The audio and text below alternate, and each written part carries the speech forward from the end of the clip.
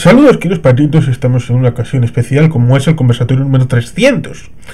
Y aquí tenemos a Xavier Grandío. Vamos a ir desde el exterior hacia el interior del Golfo de Vizcaya. Xavier Grandío y Artemio Suárez Herrera, a quien agradezco a los dos que vayamos a poder conversar sobre estas circunstancias autonómicas y estatales. Y voy a poner una pizquita de sal respecto de lo que ha hecho don Alberto Núñez Feijóo de tener un contrapoder. No digo que haya hecho una declaración específica, pero la prensa ha ido recogiendo que una idea es demostrar a través de toda la playa de comunidades autónomas que gobierna el Partido Popular, demostrar a través de esas competencias que el gobierno está solo y que en realidad quien ejerce el poder en el Estado español de manera activa serían las comunidades autónomas, en buena medida gobernadas por el PP. Pero eso ya llegaremos a ello. Bien, de momento, bienvenidos a ambos. Bueno, muchas gracias.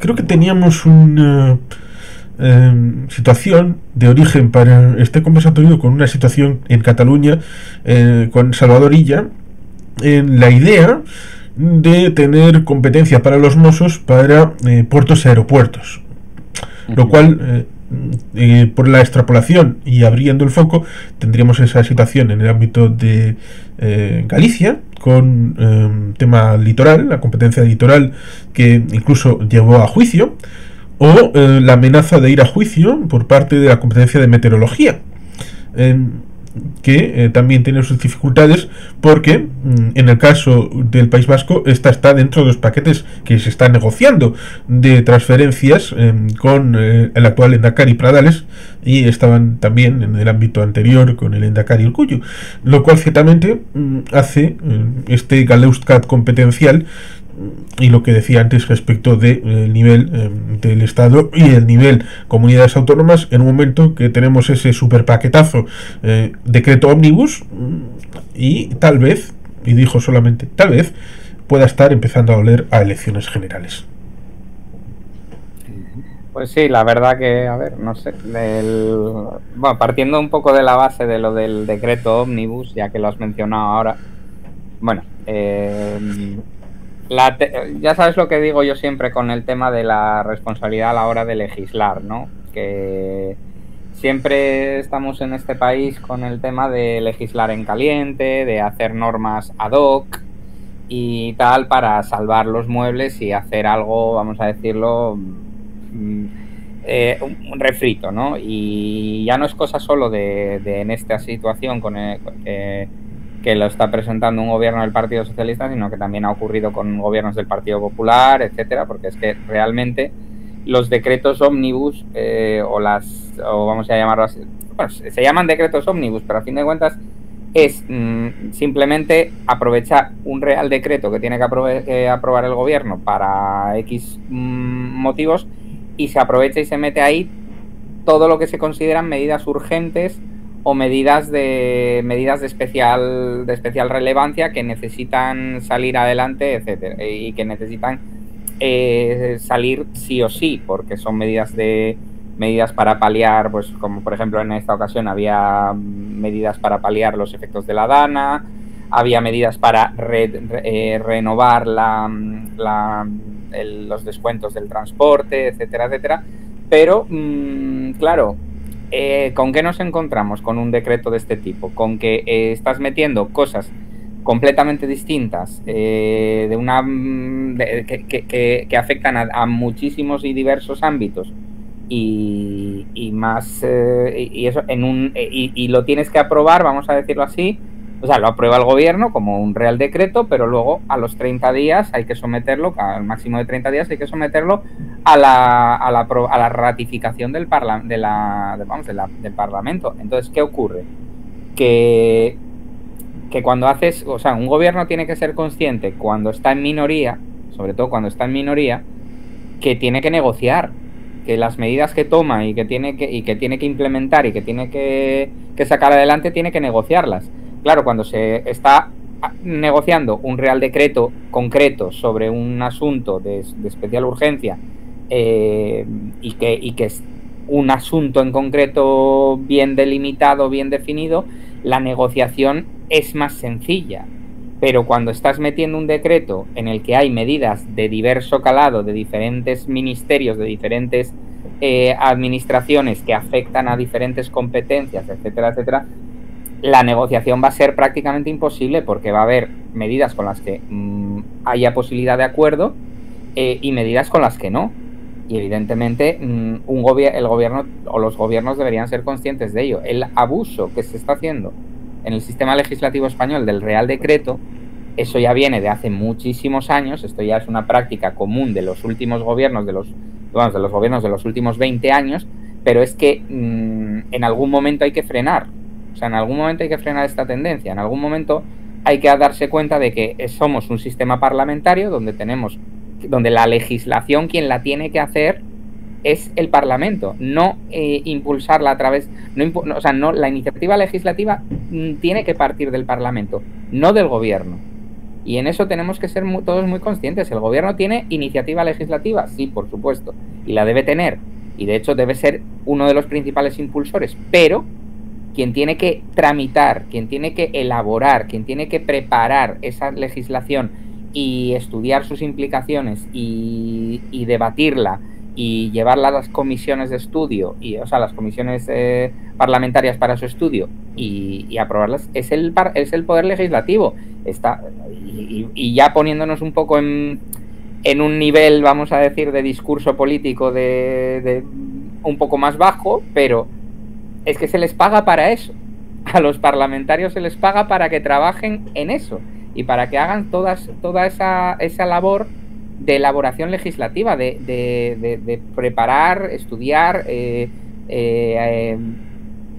debatir, etcétera, las leyes. Y evidentemente en España, con esta sensación que hay actualmente de que no hay legislación estable, porque no se aprueban normas ad hoc, se aprueban normas que no han pasado los filtros que pasan las iniciativas legislativas, ya sea proyectos de ley o proposiciones de ley que tienen que pasar el examen de las comisiones legislativas. No es como un Real Decreto. Un Real Decreto lo elabora el gobierno, lo pasa al Parlamento antes de 30 días para que se convalide sin estudio prácticamente y sin nada. Entonces, le estamos hurtando al legislativo la capacidad o el papel de legislar. Algo que, por ejemplo, estamos viendo ahora con las órdenes ejecutivas de Donald Trump en Estados Unidos, que acaba de llegar y los 3 o 4 primeros días han sido fotos y vídeos firmando decretos y firmando órdenes ejecutivas, que se llaman allí. No, realmente quien tiene la competencia para elaborar la legislación son los parlamentos, son los legisladores, y de hecho tienen medios materiales para hacerlo, porque están asistidos tanto de asesores como de letrados, como de gente experta a la que llaman a comparecer a las comisiones para que den su punto de vista, tanto por la parte política como por la parte de técnica y de legislación. Sí. Entonces, ¿a qué estamos jugando en este país? Sí, efectivamente, cuando entra Joseph Robinette Biden Jr. a la presidencia en el día 20 de enero de 2021, firmó 17. Y parecía que era la leche, algo estratosférico. Este ha llegado y ha firmado 200. ¿Xavier? Bien, lo que es la actual situación, se toma como referencia el Real Decreto Ómnibus. Lo que nos evidencia es el estado de parálisis legislativa que hay en España. No se aprobaron presupuestos para 2024. Estamos a 27 de enero, ni siquiera se ha votado el techo de gasto para los de 2025. Suponiendo, y en esto estoy especulando, que resulta que la semana que viene o dentro de 15 días presentan un techo de gasto, se vota a favor y empieza la maquinaria para presentar unos presupuestos, periodos de enmiendas y todo eso. En el mejor de los casos no estarían vigentes antes de julio. Y estoy tirando por lo bajo. ¿Qué quiere decir? A ver, el gobierno es perfectamente consciente de que esto huele a una nueva prórroga. De hecho, ya están prorrogados desde el 1 de enero, los de 2023. Pero todo huele a que tampoco va a haber este año. Y esto es de una especial gravedad, que este es un mal hábito que se está adquiriendo también en muchos ayuntamientos y capitales de provincia. Lo de andar prorrogando presupuestos y tirar de modificaciones de crédito. Exacto. Esto últimamente se está haciendo mucho. Yo puedo decir, por ejemplo, que en el ayuntamiento de Ourense, por poner un ejemplo en Galicia, los últimos presupuestos que se aprobaron fueron los de 2020. Y no se van a aprobar presupuestos en 2025. ¿De acuerdo? Caso de Jaén, que hubo una moción de censura a final de año. Bueno, pues que no había presupuestos desde 2017. Entonces, el problema de andar habituándose a esto es que vas creando precedentes.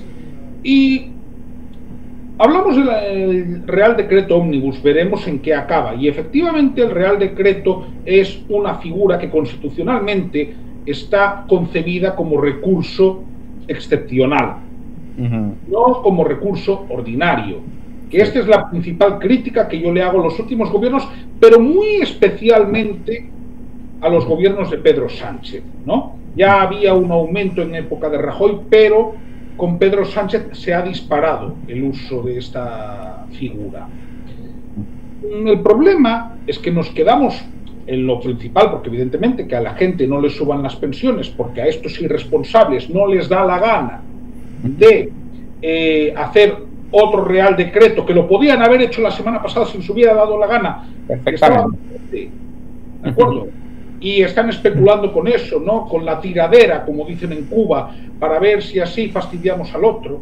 El problema es que esto lo vemos en el Real Decreto Ómnibus, pero lo vemos también en el tema que tiene que ver con el desarrollo autonómico, ¿no? Sí, antes de eso simplemente una puntualización que, como ya lo has hecho en otros lugares, enero en teoría es un mes inhábil en el ámbito legislativo, con lo cual hicieron una convocatoria para el día 22 de enero expresamente para hacer eso, con lo cual si sabían perfectamente, porque lo sabían, que Junts no iba a votar a favor, lo que haces es que decaiga esa convocatoria y la pones a una semana o dos, y si hay que establecer un nuevo Real Decreto, tanto con la nueva convocatoria como incluso habiendo decaído, ese jueves viernes haces una convocatoria de Consejo de Ministros extraordinario y vuelves a aprobarlo en Consejo de Ministros, con lo cual posibilidades tenían, pero pareciera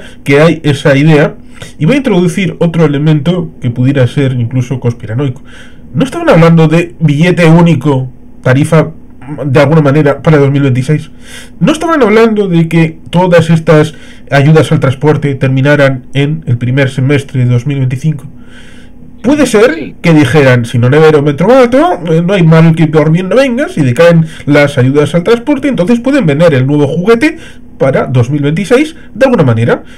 Se quitan un problema, se ponen otro problema en medio, y por tanto, llámenme conspiranoico, pero a veces uno llega a pensar estas cosas.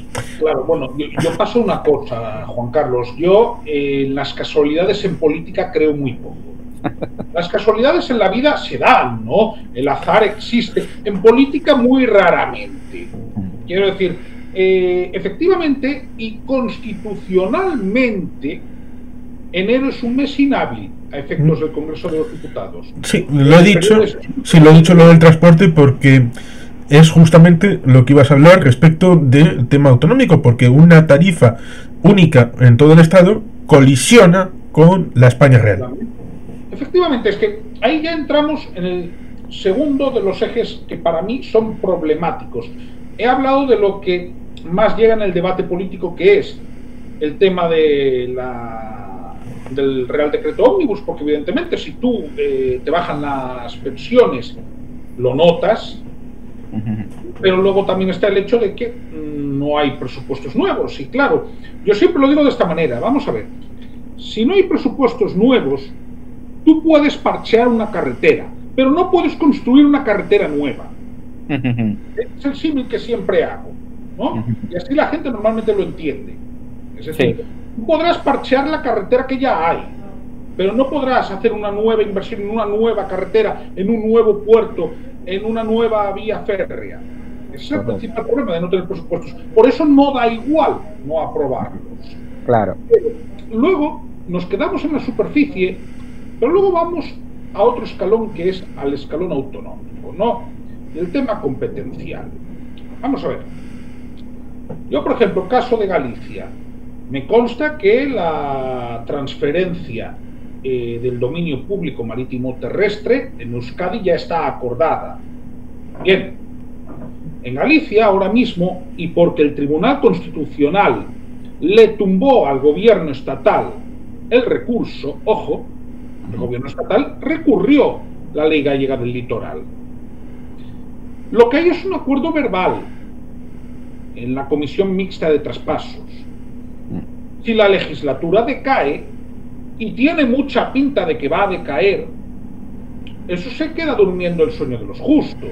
Sí, porque eso hay que transformarlo en un acto normativo. Claro, eso hay que firmarlo y eso hay que aprobarlo. Lo único que hay es un acuerdo verbal. Otro ejemplo que pongo sobre transferencias pendientes, la AP9. Bueno, la AP9 es la cuarta vez que entra en el Congreso. La cuarta vez.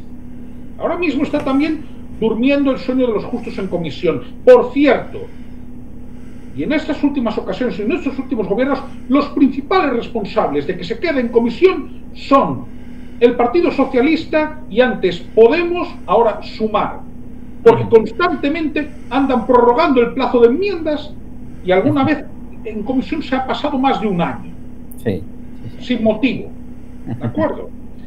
Entonces nos quedamos en este segundo nivel. ¿Qué sucede?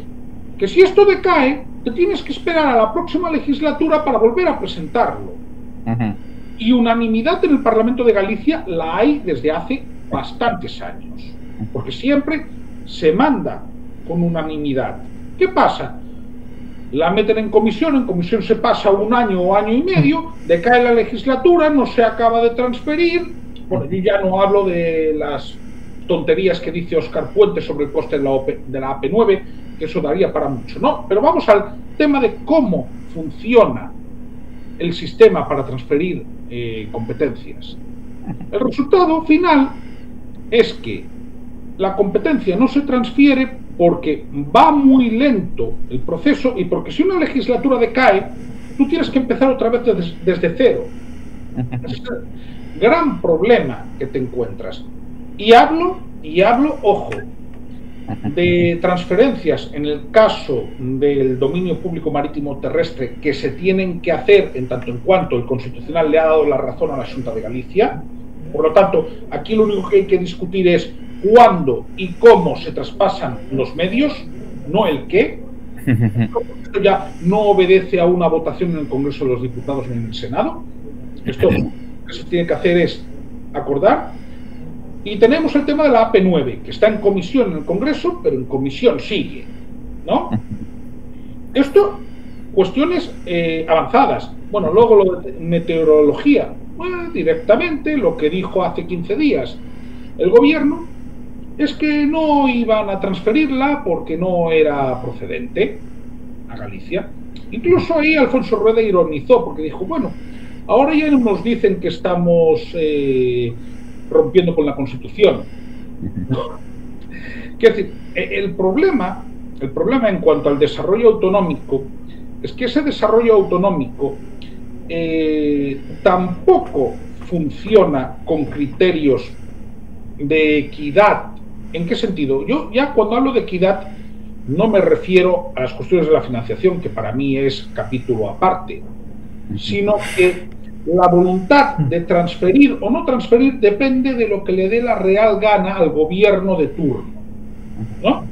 ¿Qué sucede?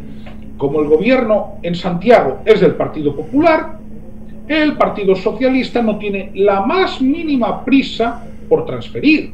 Y lo digo porque, estando Alfonso Rueda los poco menos de 3 años que lleva de presidente de la Xunta, ha hecho varias solicitudes de transferencias. Ya estoy diciendo 3, ¿no? Y hay más proyectos.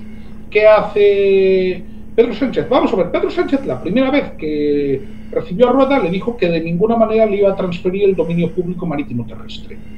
Y hasta que el Constitucional no nos dio la razón, no se han venido a hablar.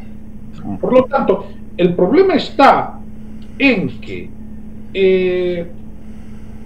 el sistema autonómico está funcionando mucho a base de coyunturas, sobre todo en las comunidades autónomas de régimen común. Las de régimen foral tienen otra lógica que yo creo que se tiene que tratar de forma distinta, incluso cuando hablamos del debate autonómico español. Sí, tiene otra lógica en cuanto la financiación de esas competencias cuando se transfieren tiene que ver con el recalculeo del cupo, pero, y voy a poner 2 ejemplos para que nadie se me moleste, voy a poner uno del Partido Socialista y del Partido Popular. En 2008-2009 se exigió por parte de las autoridades vascas la transferencia de la competencia de I+D+I. La entonces ministra Cristina Garmendia, que en el Bataclan de Donostia, al lado del Hotel Londres, le conocía bastante, pues dijo que no procedía y que no era más o menos lo que has comentado respecto de Rueda. Le dijeron más o menos lo mismo. Problema para el gobierno español, que después vino una crisis, y esa crisis espantó a cualquier aliado que pudiera tener, y eso supuso: bueno, aquí está el Grupo Vasco, si quieres hablar con nosotros, tienes que cumplir con esto, con esto y con esto. Y una de esas cosas era, tienes que transferir I+D+I a las autoridades vascas. Y entonces es cuando dijeron: ¡ay, hemos descubierto que sí es procedente ahora!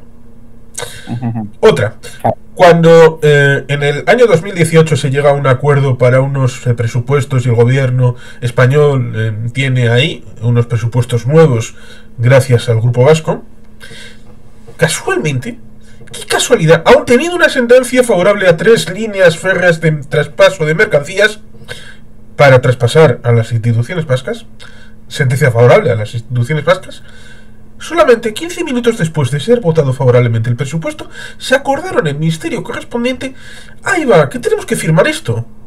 ¡Qué curioso! Así que, pero a partir de aquí podéis entrar, intervenir. Yo voy a hacer la parte que me toca, la parte más política, ¿no? Vamos a ver, el tema de la elaboración, presentación y aprobación de presupuestos generales del Estado, presupuestos autonómicos, presupuestos municipales. Estoy muy de acuerdo con Xavier en la valoración que hace. No hace tantos años, a todos los jefes de la oposición se les llenaba la boca que cada vez que no había presupuestos con pedir una convocatoria de elecciones anticipadas, porque dicen, claro, es que si un gobierno no puede aprobar los presupuestos, no puede gobernar, no puede elaborar nueva legislación. Estamos de acuerdo en lo fundamental. Los presupuestos son la herramienta en la que se articulan las políticas que se van a llevar a cabo, ya sean tanto las políticas sociales, de bienestar, de educación, etcétera, como las inversiones. Y las inversiones suelen ser un capítulo de los más negociados en cualquier presupuesto. Tenemos aquí en mi municipio la suerte, o la mala suerte, no lo sé, ya veremos cuando se vaya ejecutando. Tenemos la suerte que hay presupuestos. Ha habido un pleno de presupuestos este mes, se han aprobado con un acuerdo, vamos a decir, inédito entre Izquierda Unida, bueno, convocatoria por Jan Greu, que aquí es un tema, aquí en Asturias se presentaron como coaliciones y tal, y el Partido Socialista. ¿Qué ocurre? Que evidentemente tener unos presupuestos a ti te garantiza la posibilidad de ejecutar una serie de políticas que tú hayas ido preparando y que tú hayas ido negociando en la elaboración de esos presupuestos. Pero al final la ejecución de los presupuestos depende de la voluntad del gobierno y, por tanto, ocurre muchas veces que acuerdos a los que se había llegado en los presupuestos, para la aprobación de unos presupuestos, quedan sin ejecutar. Quedan sin ejecutar. Y quedan sin ejecutar porque, evidentemente, a lo mejor tú lo que negociaste lo tuviste que negociar a la trágala para poder conseguir los votos necesarios para esa aprobación. Y es lo que estamos viendo, en el gobierno. El gobierno ya renunció a presentar los presupuestos de 2024 en su momento porque no tenía los apoyos necesarios. Y ha renunciado a presentar los presupuestos de 2025 porque tampoco tiene los apoyos necesarios. Entonces, estamos ante un gobierno de España que no tiene, que tiene unos apoyos parlamentarios tan someramente débiles, tan someramente variables, que no es capaz de articular una línea política a nivel presupuestario. No es capaz de negociar establemente unos presupuestos. Por tanto, la conciencia, vamos a decirlo así, la tradición política sería que un gobierno en esas circunstancias convocase unas elecciones para buscar un apoyo y obtener una mayoría. O intentar obtener una mayoría que le permitiera gobernar. ¿Qué ocurre? Que estamos ante una situación inédita, yo creo, en la política española, con Pedro Sánchez. Y es el intento absoluto y total de resistir en el poder a toda costa, independientemente de la tensión a la que sometas el sistema político del país. Y eso es así, porque realmente, la primera legislatura del gobierno de Mariano Rajoy con mayoría absoluta, tenías garantizado el apoyo, la aprobación de cualquier norma, de cualquier legislación, de cualquier presupuesto, porque evidentemente tenías los votos para ello. A lo mejor no tenías para las cuestiones como eran las renovaciones del Consejo General del Poder Judicial, etcétera, que ahí tuviste que negociar porque evidentemente requieres mayoría cualificada de 3/5 o de 2/3, pero sí tenías mayoría absoluta para poder aprobar y pasar cualquier legislación. Y aún así, el gobierno del Partido Popular de Mariano Rajoy negoció con todos los partidos que pudo, en cualquier momento, para intentar... Voy a añadir algo que tú dices con referencia a los presupuestos y que de hecho discutimos no con Juan Carlos, ¿no? Sino con otra persona. Todos los años que Mariano Rajoy gobernó, aprobó presupuestos. Los 2 últimos años tarde, es verdad, pero en 2017 se aprobaron presupuestos, en junio, pero se aprobaron, y en 2018 se aprobaron presupuestos, justo antes de que lo derribaran por la moción de censura. Correcto. Es decir, todos los años que gobernó Mariano Rajoy, teniendo en cuenta que además estuvo casi un año en funciones, sí, desde finales de diciembre de 2015 hasta finales de octubre, primeros de noviembre de 2016, todos los años hubo presupuestos. Quería aclarar eso y sigue. No, es que precisamente a eso iba yo también. En los 4 primeros años de Mariano Rajoy en la Moncloa, 2011, 2012, 2012, 2013, 2014 y 2015, teniendo en cuenta que entró en diciembre de 2011, cuando Mariano Rajoy llegó, no había presupuestos aprobados para el año 2011. Perdón, para el año 2012. No lo sabía. El gobierno de Zapatero no había sido capaz de aprobar esos presupuestos y, por tanto, se convocaron esas elecciones anticipadas también por la cuestión de la Unión Europea, que estaba imponiendo medidas que el gobierno no estaba dispuesto a implementar o que le iba a costar mucho capital político implementar.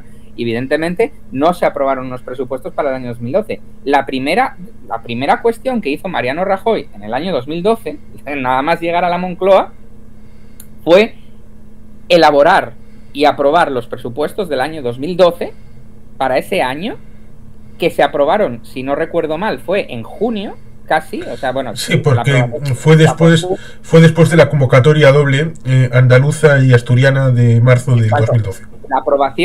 La aprobación final fue casi a finales del primer semestre, pero evidentemente eran unos presupuestos que eran para todo el año, entonces se pudieron ejecutar las políticas que venían en esos presupuestos en el segundo semestre de aquel año.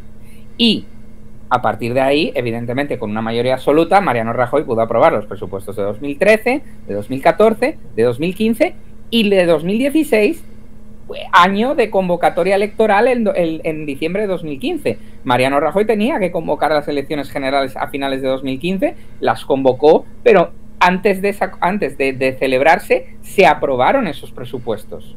Con lo cual, evidentemente con la mayoría absoluta que había en aquel momento. ¿Qué ocurre? Entramos en el año 2015, se producen las elecciones, no hay una mayoría clara, de hecho se produce aquella investidura fallida, o sea, aquella no presentación a la investidura de Mariano Rajoy, la presentación de la investidura de Pedro Sánchez. Uy, se nos fue Xavier. Pues algo raro pasó. Igual ha sido Pedro Sánchez, no sé, igual ha sido los Anunnaki, pero volverá. Pero bueno, mientras, a ver, yo elaboro el argumento era ese. En 2016, habiendo una posibilidad de, o sea, habiéndose celebrado esas elecciones en diciembre de 2015, saliendo como salió, en 2016 hubo unos presupuestos aprobados que se pudieron medio ejecutar, y digo medio ejecutar porque no hubo posibilidad para el gobierno durante aquel año por el vacío de aprobar legislación, porque estaba en funciones. Pero sí que es verdad que el gobierno pudo ejecutar gran parte del presupuesto, sobre todo la parte correspondiente a inversiones, gasto corriente, que ya estaba, ejecutada, o sea, que ya estaba licitada, preparada, etcétera. Pero aun en esa situación y con unas elecciones repetidas en 2016, con esas elecciones repetidas que en octubre, que al final dieron el resultado de que de volver en eso, 2000, de volver, aquí ha vuelto. Sí, bienvenido de nuevo. Nada, estaba comentando eso, que en el año 2016 no hubo, se aprobaron los presupuestos en 2015 antes de la convocatoria electoral, y que el gobierno pudo ejecutar las políticas a pesar de haber estado en eso. Correcto, en esa interinidad, ¿no? ¿Qué pasa? Que incluso en esa interinidad, y habiéndose celebrado unas elecciones en 2016 que dieron como resultado la formación de un gobierno a finales de año, incluso ahí el gobierno en minoría, porque estaba en minoría el gobierno de Mariano Rajoy, negoció y aprobó unos presupuestos para el año 2017. Con PNV, Coalición Canaria y Nueva Canarias. De hecho, recuerdo que tenían los diputados justos para aprobarlo. Por eso, el problema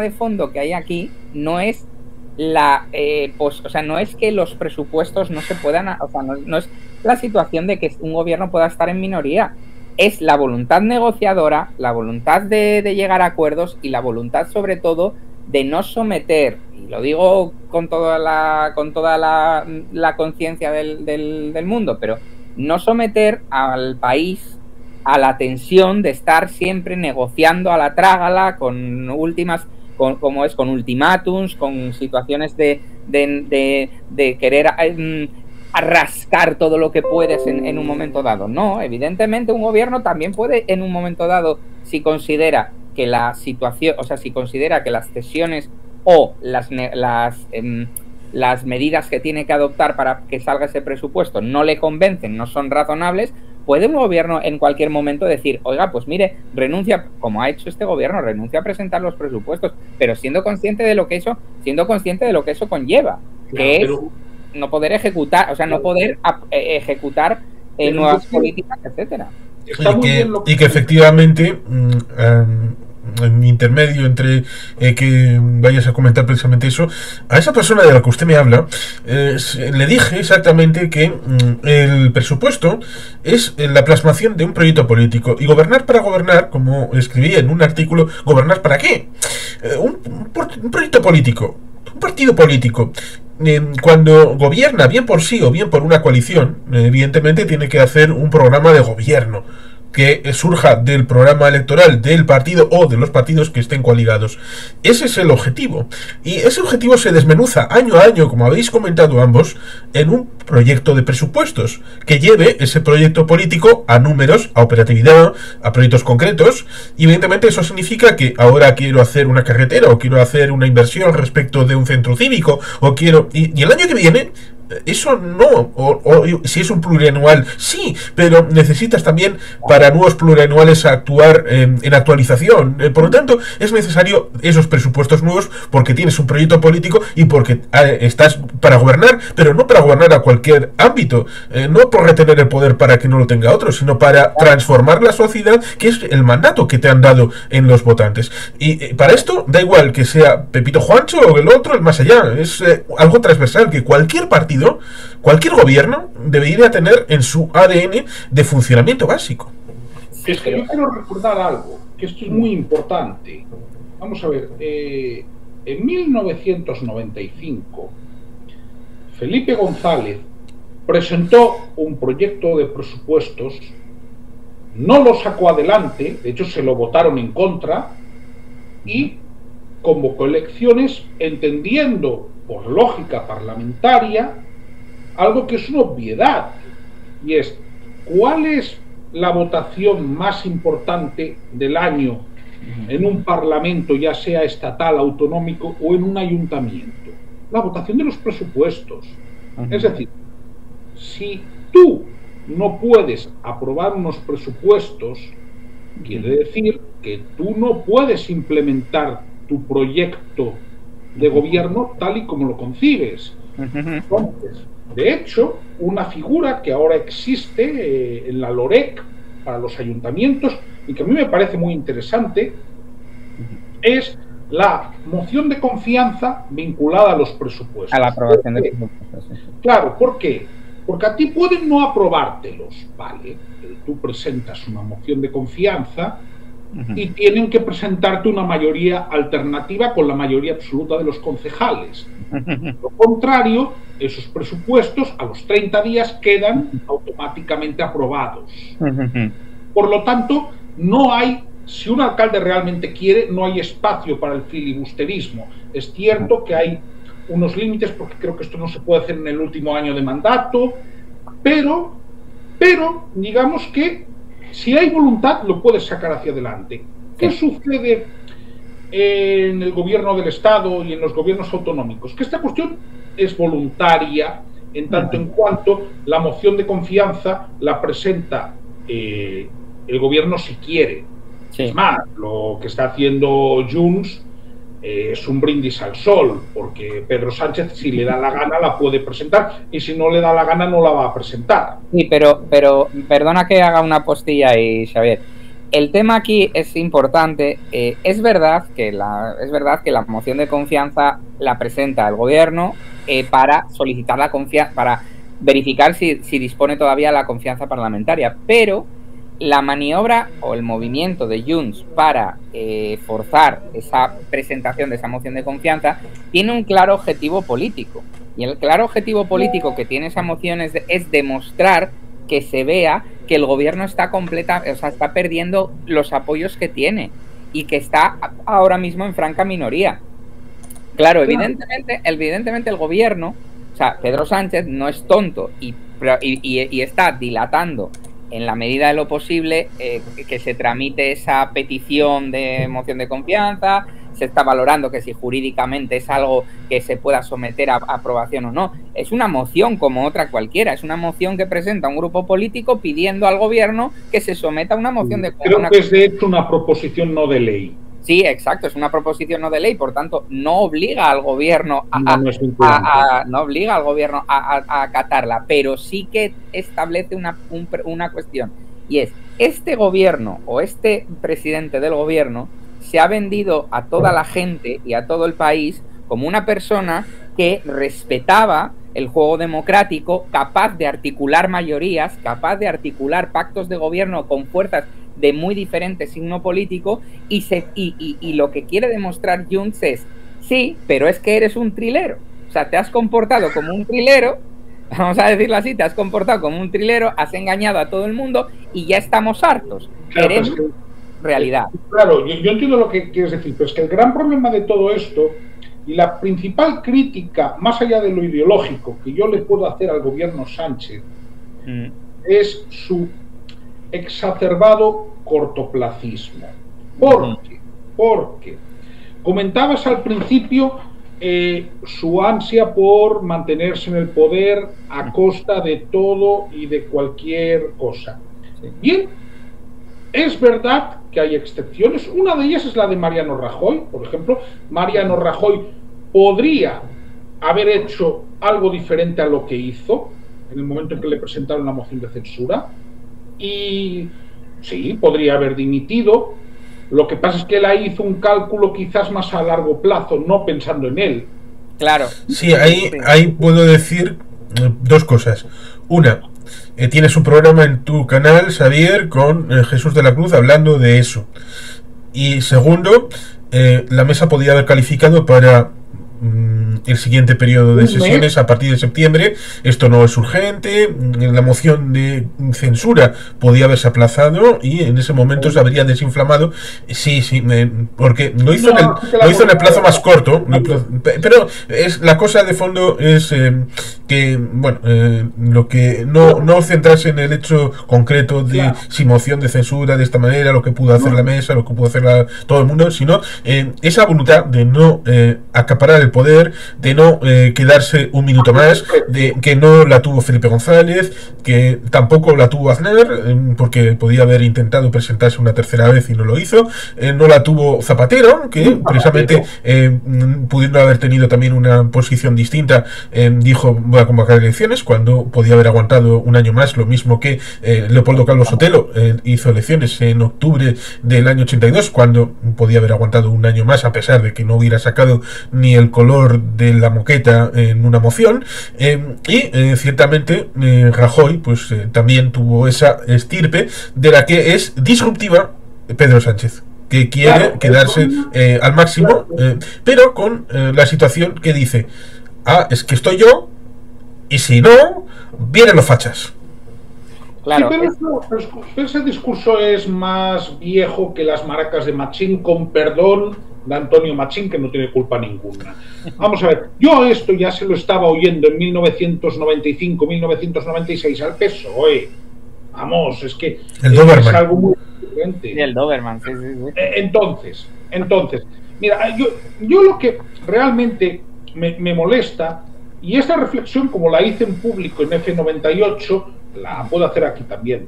El día que tomó posesión Salvador Illa como presidente de la Generalitat en agosto, yo recuerdo que lo que dije fue, vamos a ver si este gobierno gobierna.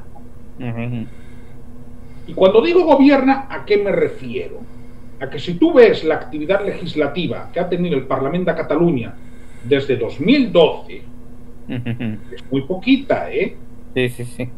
Entonces, cuando yo digo gobierna, ¿a qué me refiero? A cosas que en el día a día quizás no son tan excitantes en el panorama político, pero que realmente influyen en la vida de la gente, y es tener los presupuestos aprobados en tiempo y forma, ¿no? Por ejemplo, cuando la realidad te obliga a hacer alguna legislación, hacerla, ¿no? Y el problema de Pedro Sánchez, que por eso me parece un personaje tan nocivo para la política española, es que el político que se quiere perpetuar en el poder existe, y digamos que es algo bastante habitual. Lo que ya no es tan habitual es que esta persona esté dispuesta a cambiar totalmente de principios de un día para otro, únicamente para perpetuarse, y perpetuarse de una forma cortoplacista, sin pensar en que hay que aprobar presupuestos, en que hay una legislación que tiene que ser algo previsible. Luego se quejará de que Ferrovial se haya ido del Estado español. Claro, Xavier, mira, pues perdona por interrumpir, pero a eso me refería yo cuando antes dije el tema de esta sensación de que la política a día de hoy es más ruido, es más cortoplacismo, no hay visión, no hay proyecto político a largo plazo. Se está pensando, y es un mal que está empezando a quejar ya no solo al Partido Socialista con Pedro Sánchez, sino que está empezando a quejar a toda la clase política española, a todos los partidos políticos en España y en las comunidades autónomas, porque es que se está pensando únicamente en ganar las siguientes elecciones, en las próximas elecciones, en cuándo se van a convocar, en cuándo... Y lo que deberíamos estar pensando es ¿dónde quiere estar España? Tanto que se habló, y este presidente ha sido uno de los que más han creado organismos y altos representantes y tal, con medidas grandilocuentes como Estrategia España 2050, Estrategia no sé qué tal, y sin embargo te das cuenta y ves que su única objetivo, su única ambición es perpetuarse ahí, y dado que ha tenido un resultado en las últimas elecciones en julio, que vamos a decirlo así de claro, no le salió tan mal como él esperaba, porque ha podido reeditar ha podido gobernar, pero sí que le salió mal en el sentido o sea, en el sentido de tu propia imagen ha quedado ya devaluada de por vida, como presidente, como estadista, para cualquier cargo político. Es que seamos realistas. Yo estoy convencido de que cualquiera que ha ocupado la presidencia del gobierno en los últimos 40 años de democracia se sonrojaría de ver cómo se pervierten las instituciones, cómo se está manipulando el sistema político, cómo se está tensionando todos los resortes y elementos. Deliberadamente. Exacto, se están tensionando completamente todos los mecanismos que teníamos de constitucionales para establecer un equilibrio de poderes en el Estado. La ley de Begoña es un ejemplo claro. Exacto, actualmente hace 10 años era impensable, pero impensable, que se criticase abiertamente a la judicatura por ni en los peores años de Aznar. Exacto, es que ni ahí. O sea, cuando se llegaron a plantear leyes que querían meter a políticos en prisión, ni siquiera entonces se atrevían a criticar a los jueces tan abiertamente. Exactamente. Entonces, ¿qué es lo que se pretende con esto? Lo que se está pretendiendo, lo que Pedro Sánchez está pretendiendo, es perpetuarse de cualquier manera posible en el poder, porque es su garantía, a día de hoy es su garantía de poder llegar a seguir gobernando en algún momento en esta situación, porque seamos realistas. A España ya tenía un problema, lo hemos tenido durante toda la democracia, pero se ha exacerbado en los últimos años, de falta de independencia entre el poder legislativo y el poder ejecutivo. Eso ya viene desde la propia elaboración de la Constitución, porque nuestro sistema, por desgracia, pues no venía de lo que veníamos de un sistema de corporativismo estatal, y tuvimos que articular una democracia. ¿De qué manera? Una democracia que fuera al menos estable durante unos años para impedir para impedir volver atrás. ¿Qué ocurre? Que se decidió un sistema que, si bien por definición es parlamentario, realmente a efectos prácticos es semipresidencialista.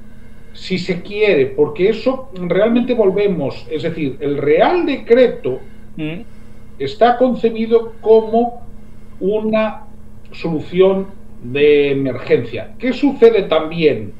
España, al ser un régimen de monarquía parlamentaria, es decir, donde el jefe del Estado, igual que sucede en Italia o en Alemania, digo por poner ejemplo de repúblicas en las que el jefe del Estado es ceremonial, básicamente, ¿no?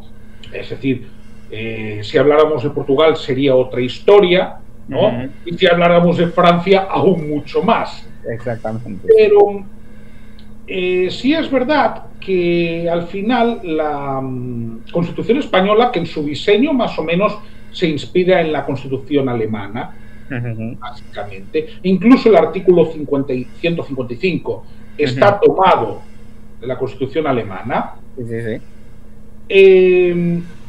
Sí es cierto que concentra esa posibilidad del poder en la presidencia del gobierno, si se quiere. ¿Qué es lo que sucede? ¿Y qué es lo que yo critico? Repito, que es que en todo este ruido que tú has comentado, hay cosas que se quedan por debajo y que no se tocan. Voy a poner un ejemplo. Sistema de financiación autonómica para autonomías de régimen común. Está caducado desde 2014. Sí. De hecho, hay un consenso generalizado, y cuando digo consenso, es que esto lo defienden todos los presidentes autonómicos del Partido Popular, luego con determinados matices, ¿no? En que el actual sistema se tiene que reformar, y se tiene que reformar porque al final las comunidades autónomas acaban siendo las que asumen el peso de la mayor parte de los servicios públicos. Además, a ver, tú esto lo sabes en Asturias porque también tenéis el factor de dispersión territorial como lo tenemos nosotros. Por ejemplo, la sanidad en Asturias o en Galicia o incluso en Castilla y León es más cara de dar como servicio por habitante que en Madrid. Sí, pero también, a ver, el factor de dispersión es importante, pero y el envejecimiento. Pero por ejemplo, en Galicia existe, o sea, en Galicia es verdad que la población, la dispersión que hay poblacional es más uniforme, por ejemplo, que la que hay en Asturias, porque es verdad que en Galicia, están las grandes áreas urbanas, las 7 grandes ciudades con sus áreas o sus conurbanos, y luego la zona rural es verdad que tiene mucha dispersión de población, pero no tan, o sea, está más equilibrado. Es que por ejemplo en Asturias prácticamente en lo que viene siendo el área central de Asturias, la Y. Sí, exacto, en la Y de Asturias tienes concentrada prácticamente el 85% de la población. Es como en ese sentido, es más tal. Y de hecho, la reforma que está propuesta por parte del gobierno autonómico de Asturias respecto a las áreas sanitarias pretende reducir las actuales 8 áreas sanitarias que vienen desde los años 80, pretenden reducirlas a 3 áreas sanitarias. Creo que van a cerrar el hospital de Cangas. Sí, la idea es que la idea actual, vamos, la que propone el gobierno es: actualmente en Asturias hay un área sanitaria noroccidente, un área sanitaria suroccidente, un área sanitaria Avilés y comarca, un área sanitaria Oviedo y centro, un área sanitaria Gijón y alrededores, un área sanitaria Valle del Caudal, un área sanitaria Valle del Nalón, y luego un área sanitaria Oriente, donde está el hospital de Arriondas. Exacto.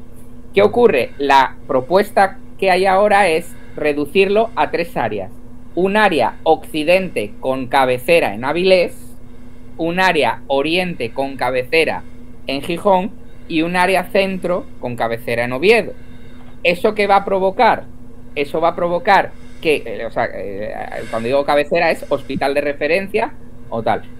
¿Qué va ocurriendo? Los hospitales que actualmente son cabeceras de las áreas sanitarias que van a desaparecer, van a pasar a ser de hospital de referencia, van a pasar a ser hospital secundario, hospital de tal. ¿Eso que va a conllevar? Y todo el mundo lo sabe y todo el mundo lo ve. Lo que va a conllevar es reducción de la cartera de servicios en esos hospitales y, evidentemente, peores. Ya pasa de facto, por ejemplo, en Galicia, y te voy a contar de qué manera. Es decir, lo que sucede es que ahí hay un equilibrio difícil. Por ejemplo, a ver, evidentemente me puedes decir que es más heterogéneo porque, pero escucha, al final en Galicia tenemos la mitad de los núcleos habitados del Estado, son la mitad. ¿Qué es lo que acaba sucediendo?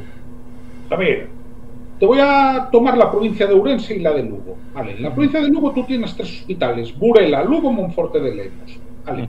La de Ourense también tienes 3: Ourense, Obarco, Verín. Vamos a ver, si tomáramos los criterios que muchas veces se dan de cuántos partos tiene que haber como mínimo en un área, ¿de acuerdo? Para que un hospital lo deba hacer. La mitad de los hospitales comarcales de Galicia no existirían, pero se entiende que tú no vas a hacer que una persona de Obarco de Valdeorras tenga que hacer casi 100 kilómetros a Ourense para parir. Correcto. Entonces, claro. ¿qué quiero decir con esto? Y por eso digo que, quitando la Y de Asturias, en Galicia sería Oeixo Atlántico. Tú, en las provincias del interior, en Lugo y en Ourense, tienes una problemática similar si no vives en las cercanías de la capital. Sí. Quiero decir que esos servicios, al final, vamos a ver, yo he estado en Cangas del Narcea. Cualquier persona que haya estado en Cangas del Narcea sabe que si se tiene que ir al centro de Asturias o si se tiene que ir a Jarrio, ¿de acuerdo? Que es el hospital que hay... el hospital del noroccidente, sí. Pero es que Jarrio no tiene menos de una hora, ¿eh? Sí, no, es que es real. Es que vamos a pasar, es que por eso estoy comentando el tema de la reforma que se está proponiendo aquí. Es que Avilés como cabeza, o sea, vas a concentrar 3 hospitales de referencia, es decir, 3 grandes centros sanitarios de referencia, los vas a concentrar en apenas 30 kilómetros de distancia entre uno y otro. Pero vas a dejar zonas de Asturias que van a estar a 200 kilómetros de un hospital de referencia. Y eso no es razonable, no es razonable ni se sostiene ni demográficamente. Claro, luego hablan de la despoblación, luego hablan del éxodo rural. Normal, si yo no tengo garantizada la asistencia especializada o la atención especializada sanitaria y me tengo que meter 200 kilómetros que por autopista serían 2 horas, pero si te metes desde Cangas no vas a carretera, claro, pero si vas por carreteras de regionales, te vas a meter en 4 horas mínimo. Claro, ¿qué va a acabar pasando?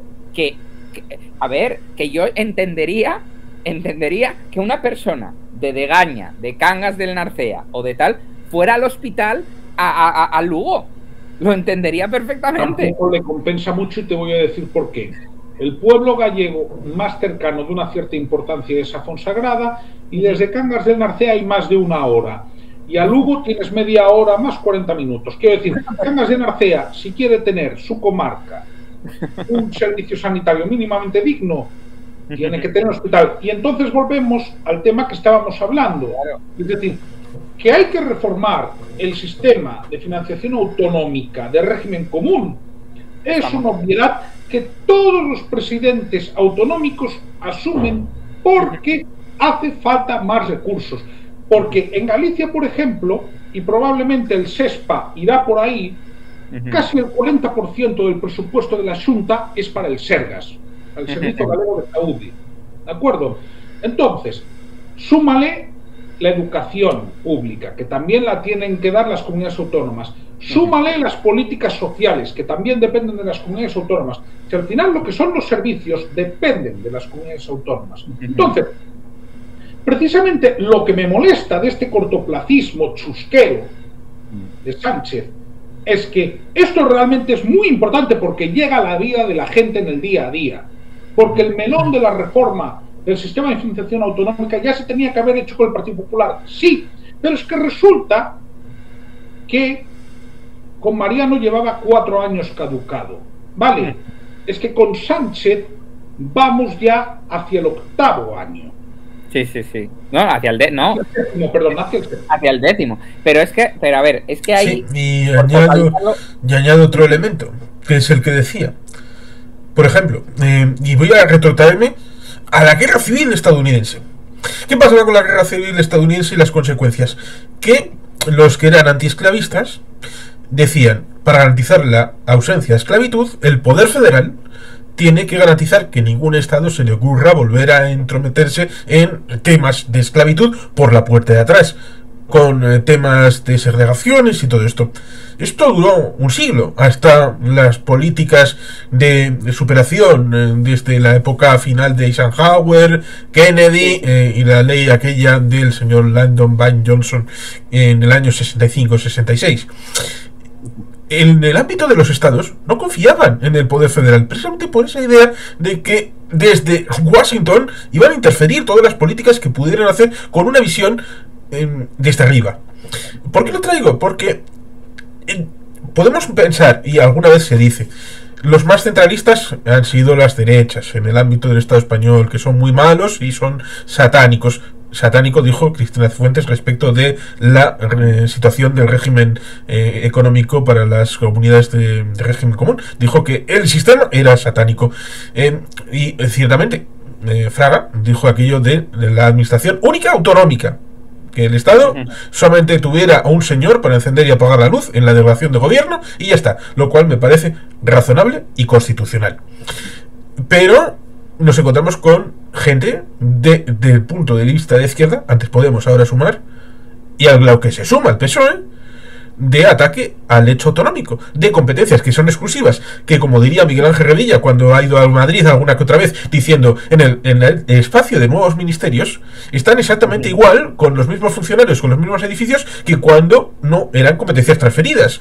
Y ahí ciertamente, cuando nos encontramos con un ataque a las políticas autonómicas de vivienda, por ejemplo, la respuesta es: vamos a coordinar, y digo, la va a coordinar Alberto Núñez Feijóo con las comunidades para demostrar, de alguna manera, que él es capaz de hacer una política de Estado, cosa que en el otro lado no. Con lo cual, ahí estaría también una suerte de contrapoder. Claro, es que, a ver, has hecho un punto muy importante, y es: ¿por qué esa apreciación que hay en el de que los más centralistas son las derechas o etcétera? Mira, es que hay una cuestión clara. Quien es verdaderamente centralista es quien pretende mantener y monopolizar el poder. Y eso hay que dejarlo claro, sea de izquierdas, de derechas o medio pensionista. Vamos a decirlo claramente. ¿Por qué el gobierno, por qué Podemos o Sumar, por qué están ahora mismo criticando cualquier iniciativa autonómica que invada? Cualquier iniciativa autonómica que reste poder al Estado. Es que están criticando cualquier cuestión que tomen las autonomías que resten, vamos a decir, esfera de influencia al poder estatal. ¿Por qué? Porque ahora mismo las autonomías, la mayoría de las autonomías están controladas o gobernadas por el Partido Popular. Y eso es lo que verdaderamente les quema. Que gran parte, a ver, las transferencias, gran parte de las políticas autonómicas, o sea, gran parte de la política se hace en las autonomías, gran parte de los servicios se prestan desde las autonomías. El Estado tiene competencias, evidentemente, vamos a decir, transautonómicas, competencias que involucran que involucran la vertebración territorial, etcétera, etcétera, pero tiene también competencias que es más difícil delegar, como son la defensa, como son, bueno, que constitucionalmente está impedido, pero que aunque las delegaras sería más complicado, como es la defensa, como es las relaciones exteriores, etcétera, etcétera. ¿Qué ocurre? Que actualmente lo que está pasando es eso. No se pueden, o sea, Pedro Sánchez no le conviene hacer transferencias, porque cualquier transferencia que hagas es una pérdida de poder, es una pérdida de manejo de la situación a través de los resortes de poder que tú tienes desde el Estado. Es también una forma de jugar al palo y a la zanahoria. Exacto, también. O sea, es la forma que tiene de mantener a día de hoy el juego con sus socios, que es: sí, yo te transfiero esto, negociamos esto para esta situación especial, no lo llevo a cabo, para la siguiente meto eso, pero te meto un poquito más, un sello más y tal, y te va dando una cartilla. O sea, es como tener una cartilla de racionamiento en la que te va poniendo sellos con las transferencias autonómicas. Vamos a ser realistas, eso no es forma de hacer política. Eso es, como tú decías, Xavier, una forma de hacer política cortoplacista, total y absolutamente.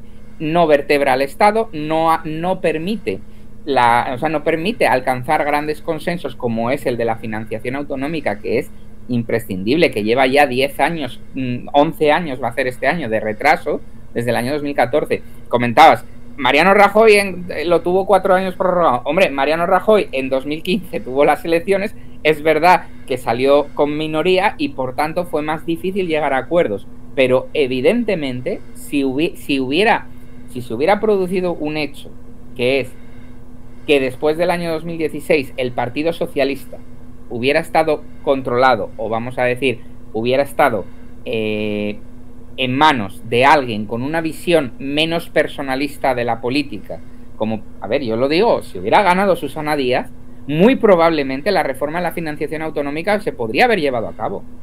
Muy probable. Probablemente. Si se podría haber llegado a grandes consensos, seguramente. Se podría haber establecido una forma de articular las relaciones entre el partido de gobierno y el principal partido de la oposición muy diferente. Y por tanto, hay que decirlo. Es que lo voy a seguir diciendo siempre. La política española está como está por culpa de un señor que se llama Pedro Sánchez.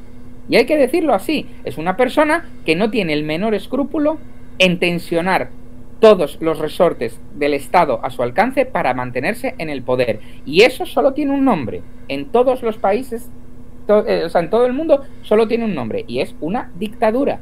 Aunque seamos una democracia de forma, vamos a decirlo así, aunque pues sigamos teniendo elecciones y sigamos teniendo independencia en el Poder Judicial o separación de poderes en el Poder Judicial y el Poder Ejecutivo y el Poder Legislativo, la tensión a la que se han sometido los resortes, o sea, vamos a decir, los checks and balance que llaman en Estados Unidos, en la que establece la Constitución, se han tensionado de tal manera que a día de hoy es, creo yo, poco concebible una vuelta a la normalidad a corto y medio plazo.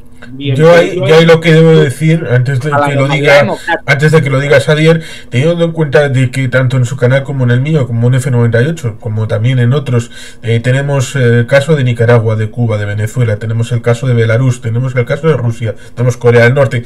Hablar de dictadura o de dictador, teniendo en cuenta todo eso, me parece una palabra demasiado fuerte, demasiado gruesa, a pesar de que sea fácil de introducirla en la cabeza del espectador que esté escuchando.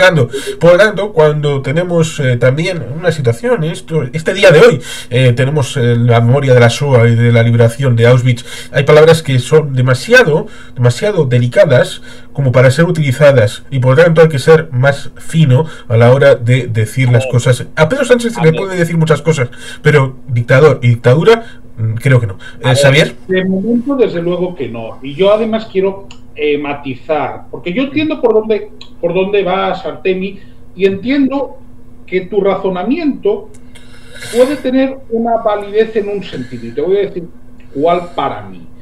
A ver, realmente yo estoy casi todos los días en mi canal compartiendo vídeos de madres y familiares de presos políticos venezolanos. Entonces, realmente decir eso, yo entiendo lo que estás comentando, y sí, yo considero que hay un riesgo objetivo de degradación de la democracia en España. Claro. Lo hay en el momento en que se aprueban o se intentan aprobar leyes como la ley Begoña. Lo hay en el momento en que se utiliza la palabra bulo, no solo para los bulos, sino también para informaciones que luego, ahí va, como diría Juan Carlos, resulta que se contrastan. ¿No? Pero, a ver, por eso entiendo la crítica que me habéis hecho al uso de la palabra, pero también hay que ser conscientes de una cuestión. A ver, la mayor parte de dictaduras que ha habido en el mundo, dictaduras, y hablo del caso concreto, en este caso Venezuela, bueno, Cuba, dentro de las particularidades que tiene, pero podemos hablar incluso de Rusia ahora mismo también. Son regímenes que eran regímenes democráticos, perfectamente democráticos, con un sistema. Bueno, el caso de Cuba en aquel momento no, pero bueno. No, digo que Cuba es un caso particular. En Venezuela y en Rusia sí. Por ejemplo, Venezuela y Rusia son dos países que han pasado de un régimen, de un régimen democrático en el que había independencia, separación de poderes, bueno, a ver, con todas las particularidades, etcétera. Pero es verdad que la degradación paulatina de la democracia, acaba en regímenes autoritarios, y a la vista está pues Venezuela y Cuba, Venezuela y Rusia, y en España el proceso está en ciernes. Yo sí veo, en eso sí coincido contigo. Ojo con las salvedades de que es un proceso es un proceso, y por eso hablo de que es hacia lo que se está yendo. No va a llegar, evidentemente, confío y creo que no, porque no hemos traspasado todavía, a día de hoy, en este país, no hemos traspasado líneas que se traspasaron en su momento en Argentina, con los detenidos desaparecidos, en Venezuela, con precisamente el secuestro y la represión de la oposición y de la gente, o sea, de los discrepantes, o como en Rusia, que se está prohibiendo la crítica a la política nacional que actualmente pasa por combatir por la guerra de Ucrania. Entonces, es verdad que no hemos llegado a esos extremos todavía, y por tanto aún estamos lejos de que podamos llegar a considerar a España un régimen que está empezando a convertirse en un régimen autoritario y podríamos llegar a decir cuasi dictatorial, pero las bases se están sentando, y eso es lo que a mí me preocupa. Mira, pero es que a mí también me preocupa por una razón, ¿y sabes cuál es? Y yo en eso te compro el argumento, en que Sánchez está creando precedentes muy peligrosos. Correcto. ¿Sabes qué es lo que a mí me preocupa? Por ejemplo, la democracia española en los últimos años se ha degradado, y yo sí afirmo que es de peor calidad que la que había hace un lustro. Correcto. Y digo hace un lustro porque hace un lustro gobernaba Pedro Sánchez, ¿de acuerdo? Sí. Los niveles de calidad democrática han empeorado en todos los sentidos. Ahora bien, a mí, si tenemos que hablar de Pedro Sánchez, pues me recordaría más a un Gustavo Petro, del que tengo una opinión pésima, ¿no? O a una Claudia Sheinbaum, a ese estilo. Vamos a ver. Está bien que digas lo de Petro, porque en las últimas horas, y lo ha dicho Jaime Bailey, bien explicitado, cuando estaban dos aviones en dirección hacia Colombia con, podemos decir, criminales, expatriados, el adjetivo calificativo se le puede poner el que sea, pero iban dos aviones con 160 personas y ya habían dado el ok para que aterrizarían. Y a las 3 de la mañana le entra el prurito a Petro, y así de repente dice, no, que no van a entrar. Por tanto, Petro es el responsable de la reacción que luego se sabe que va a hacer Donald Trump. Porque quien no sepa a estas alturas quién es Donald Trump, es que ha estado en los últimos 10 años metido en una caverna. Con lo cual, sabiendo eso, se expone él, y las represalias son culpa de Petro. Con lo cual son políticas muy de corto plazo, muy de nicho para redes sociales, muy para consumo interno, pero que tienen consecuencias, y quien las iba a pagar era el conjunto de Colombia, porque iban a ponerse aranceles del 25% y en una semana iban a subir al 50%. De hecho, con un problema, que es que la balanza comercial entre Colombia y Estados Unidos es favorable a Estados Unidos, sí, pero ojo, las exportaciones de Colombia a Estados Unidos suponen mucho más para la economía colombiana que lo que pueden suponer las exportaciones que hace Estados Unidos a Colombia, que las puede absorber tranquilamente otro mercado. Es decir, sobre todo con un tema añadido, ¿no? Que es que Colombia, ¿qué es lo que le exporta a los Estados Unidos? Petróleo sin refinar, oro, flores, flores frescas, es el principal productor, bananos y café. Estados Unidos lo que le exporta a Colombia son coches, para poner un ejemplo, para que se entienda, ¿no? Entonces, efectivamente, Gustavo Petro jugó a ser el coronel Aureliano Buendía. Lo que pasa es que se nota que no entendió bien 100 años de soledad, si no se habría puesto a jugar a eso. Pero a mí Pedro Sánchez me recuerda más a este tipo de gobernantes bananeros, en el sentido de cortoplacistas, demagogos, ¿no? Colombia no es una dictadura, México no es una dictadura. Ahora bien, si tenemos que hablar de la calidad democrática de México, pues Juan Carlos podría hablar mucho más que yo y no bien en los últimos años. No, es que es verdad, a ver, es verdad. Realmente por eso decía, el problema es el problema, como tú bien decías, Xavier, son los precedentes. Cuando tú estableces precedentes peligrosos, no te sorprenda o no debería sorprender a nadie que acaben siendo, o sea, que acaben convirtiéndose esos precedentes en la normalidad. Y eso hay que tenerlo en cuenta. Es que, a ver, las rupturas democráticas en países, en cualquier tipo de país, claro que se han producido rupturas democráticas violentas a través de implantación de dictaduras militares, el caso de Argentina en 1973, perdón, 78. En el caso perdón, 76 fue la implantación, 78 fue el tal, vale. En el caso de Chile, el caso de, o sea, otros muchos casos que ha habido en el mundo, España en 1939 después de la Guerra Civil. Todo, a ver, está claro que puede haber pasos de democracias, de un régimen democrático a una dictadura, vamos a decir, a través de golpes de Estado, etcétera, pero también puede haber pasos paulatinos de desmantelamiento de las instituciones y de los mecanismos democráticos del país. Alemania 1933,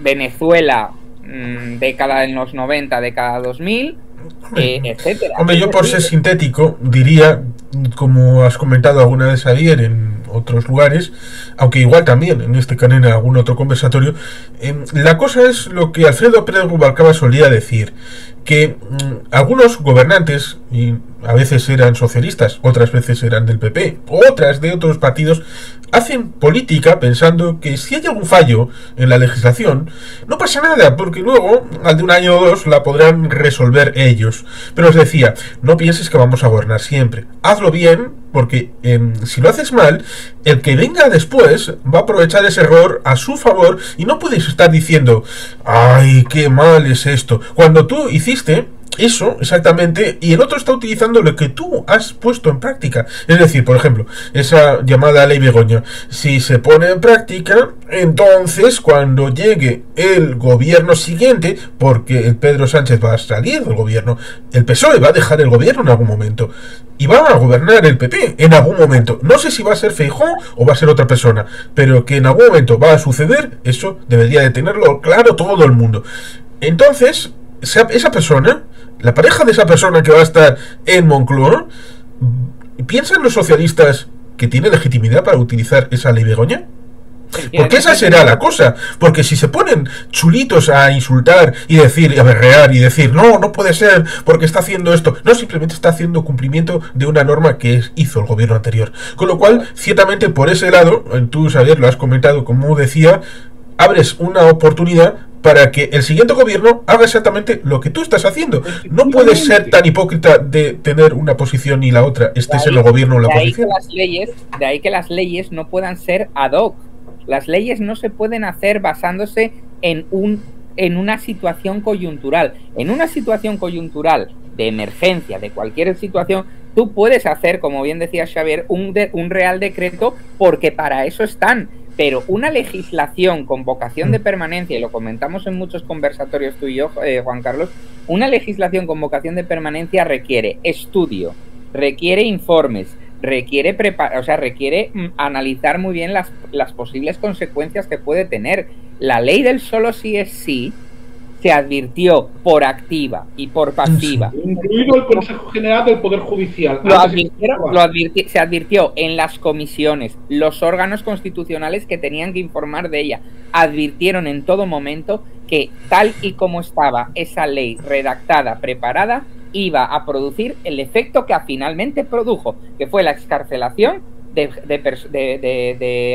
acosadores, de abusadores sexuales, por que se beneficiaron de esa de la remisión o de la reducción de penas que se preveían.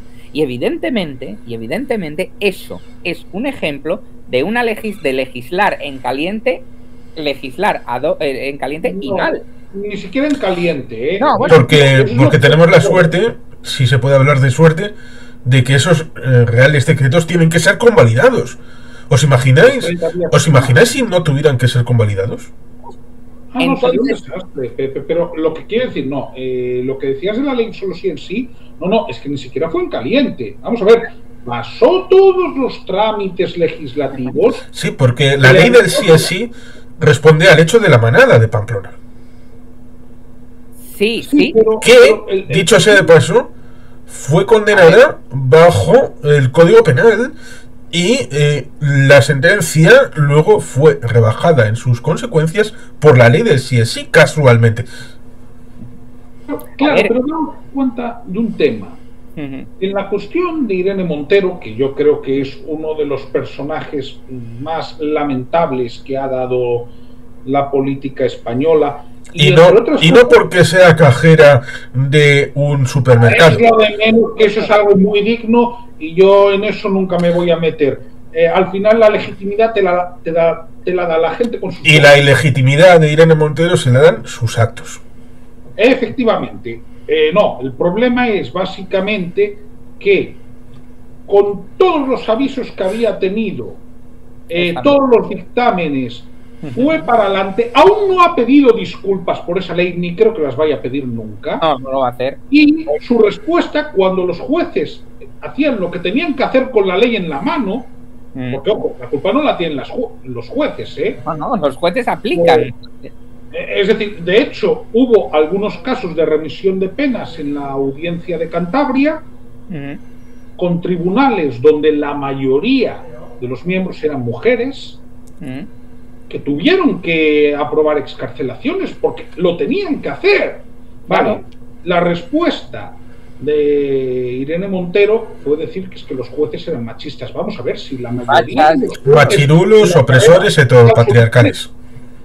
Sí, pero si es que la mayoría de los miembros de la carrera judicial en España son mujeres.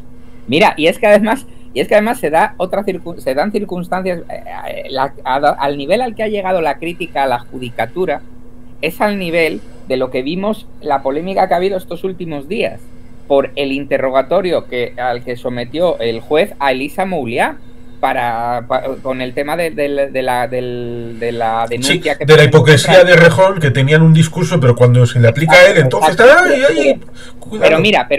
pero yo voy a la parte jurídica, el propio abogado, los propios abogados de Elisa Mouliá dijeron abiertamente en televisión, ante cualquier crítica que se estaba haciendo al proceder de ese juez, dijeron, no, si es que nosotros lo que preferimos es que sean duros con nuestras clientas. ¿Por qué? Porque así se ve si hay verdad o no en el testimonio.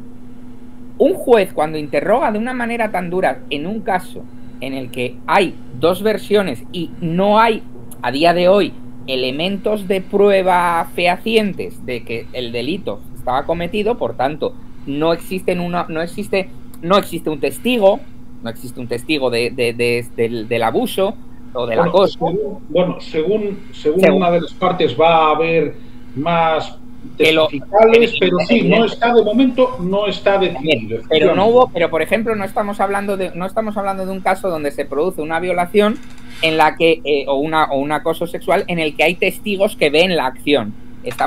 Testigos directos de la acción. Estamos hablando de que probablemente los testimonios que aparezcan en este caso sean testimonios de sí se fue con él a su casa, sí salió con él. Circunstanciales. Exacto, circunstanciales. No vamos a decir no directos de la acción. Entonces, ¿qué ocurre? Que el juez de instrucción, no olvidemos que es el juez de instrucción, consciente de ello, lo que ha hecho ha sido usar su experiencia en interrogatorios para someter a ambas partes a una técnica técnicas de interrogatorio en las que ha cuestionado las versiones. ¿Para qué? Para ver si las partes incurrían en contradicciones. Y por tanto ha tenido una forma de interrogar y tal. Se habló mucho en todos los programas estos de televisión, que yo cada día los odio más porque me parecen una o sea, Artemi, haz como yo que no veo televisión nunca. No, yo la verdad es que veo poco, pero lo poco que vi me quemó vivo, porque dices tú, a ver, si al propio abogado de la demandante y por tanto de la persona que debería sentirse agraviada por esa forma de interrogatorio está diciendo públicamente que prefiere ese interrogatorio así de duro, porque así su clienta ha podido dar su versión y no incurrió en contradicciones y tal, y por tanto ha podido probar, aunque sea mediante el interrogatorio, que los hechos que relata pueden ser verídicos, hasta los propios abogados han dicho, no, si es que yo prefiero un juez así, porque va a tener más probabilidades de creer mi versión si me somete a un interrogatorio duro donde mi cliente no entre en contradicciones y tal. Es evidente también, y voy a decir que es evidente que hay formas y las formas también a veces pues tal. Pero sí, para que el juicio funcione bien, tiene que ser de esa manera. Pero hemos tenido un problema que tiene en parte que ver con la ley de sí es sí, y es la inversión de la carga. En la carga tiene que probar el que ha cometido el delito que es inocente, o la inocencia presupone el hecho constitucional de eres inocente hasta que se demuestre que es culpable. Que ahí tenemos ciertamente esa inversión que tiene bastante que ver con el ámbito del wokismo de yo te quiero hermana, y por lo tanto si eres hombre tienes posibilidades de ser culpable por serlo. Y esto, quien no entienda que para cualquier partido político que quiera hacer una proyección política que no se quede en nicho y que sea más o menos mayoritaria, debe de coger el wokismo tal y como está y tirarlo a la basura. ¿Por qué? Porque se ha demostrado que la gente está cabreada con esto. Se ha cabreado porque no puede ser que a cualquier persona varón le digas que es culpable por el hecho de serlo, que no puedes determinadas otras circunstancias que seguramente darían para mucho y explicarlas sería distinto, pero ciertamente a todas estas realidades objetivas hay que darles una revuelta en el ámbito del pensamiento, no ir a donde Broncano, sino hacer algo distinto de fondo, no para televisión española, sino para tener una respuesta endógena, que tenga respuesta cultural en el territorio en el que vives, porque el wokismo en buena medida es una respuesta estadounidense a problemas culturales estadounidenses, y por lo tanto hay que cambiar esa mentalidad. ¿Por qué? Porque se está viendo electoralmente en Europa. Y si no lo quieren ver, es un problema que va a tener, por ejemplo, ciertos partidos en España que van a descender de votos y se van a preguntar ¿por qué? Y la respuesta también incluirá esto. Permíteme hacer una apreciación a esto que estabas diciendo, Juan Carlos. Mira, lo que no puede ocurrir, y esto es algo que se está viendo que está empezando a pasar, es que la forma, o vamos a decirlo así, el wokismo se oponga o sea, no voy a decir que se oponga, sino que para oponerse al wokismo uses el anti-wokismo. Es que no es la solución. La solución no es pasar de un extremo donde se han tenido políticas completamente, vamos a decir, irracionales a nivel de tanto de elaboración. Por eso dije que la solución no puede ser wokismo, anti-wokismo, sino respuestas pensadas con los cleavages de aquí, pensamiento crítico y respuestas de aquí con las reflexiones de aquí, hacer algo propio, endógeno. El problema que llevamos teniendo muchísimos años en este país, y por eso nos encontramos, yo creo, a día de hoy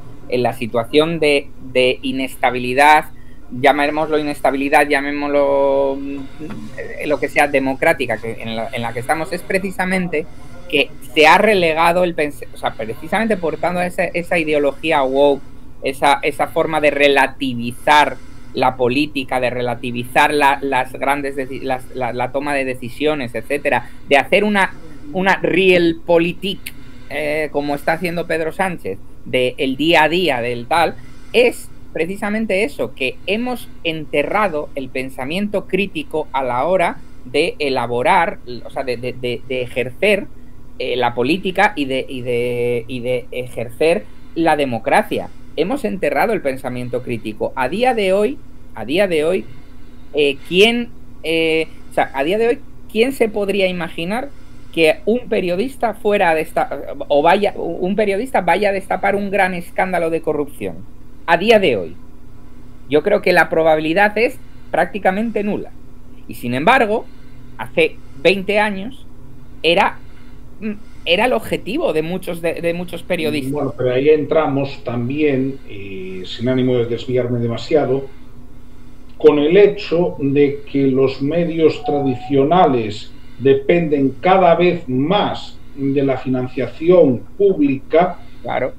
Con el hecho, por eso soy especialmente crítico con Sánchez, con todo lo que representa su forma de gobernar y con su concepción, que él utiliza eso y aprovechó la pandemia ya para empezar a regar de dinero a medios tradicionales para crear una doble categoría, ¿no? Lo que él considera medios de comunicación serios, es decir, los tradicionales, prensa en papel, televisión, radio, y lo que él llama tabloides o pseudomedios, que son básicamente los medios digitales.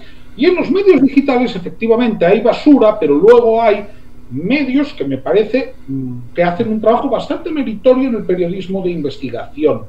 Y qué casualidad, voy a decir uno, que se llama The Objective. No me están pagando comisión, pero ¿por qué hago esta referencia? Pues porque resulta que en The Objective, referente al caso Ábalos, fueron ya desde hace tiempo avanzando cuestiones que luego se han ido confirmando por la investigación, ¿de acuerdo?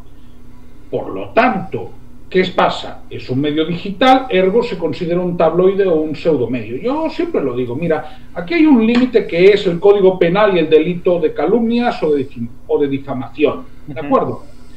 Si tú dices algo que puedes sostener ante un tribunal, a ti no te tienen por qué llamar pseudomedio. Punto. Es que el Código Penal español ya está muy bien armado para estas cuestiones. De ahí lo que decía del pensamiento crítico. Hace 20 años, cualquier persona, yo creo que cualquier persona a la hora de plantearse ir a votar, vamos a decirlo así, de plantearse la participación política o de plantear, ya sea activa o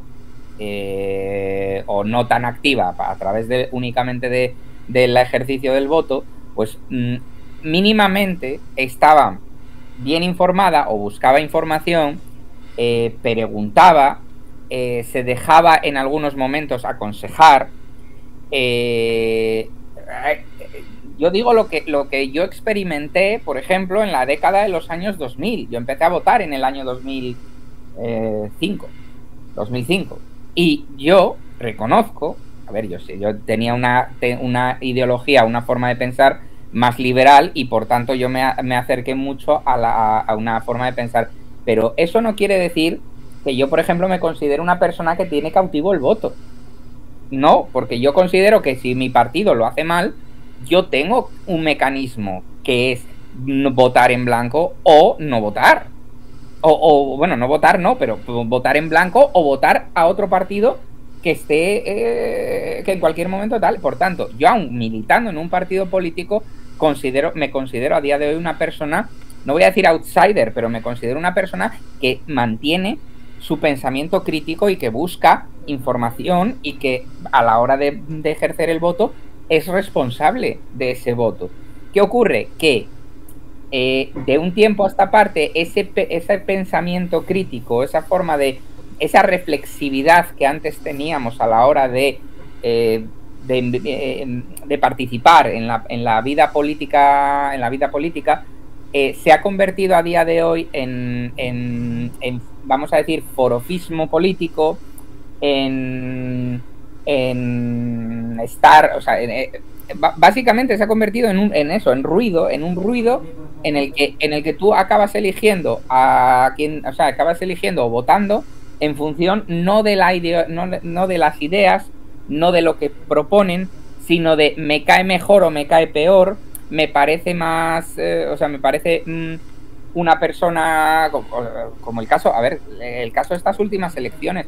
En estas últimas elecciones se basó prácticamente en todo momento la campaña de Partido Socialista, de Sumar, etcétera, se basó prácticamente en ese miedo a la derecha, en eso de viene la ultraderecha, viene Vox, viene o sea, van a cargarse todos los derechos, etcétera, etcétera.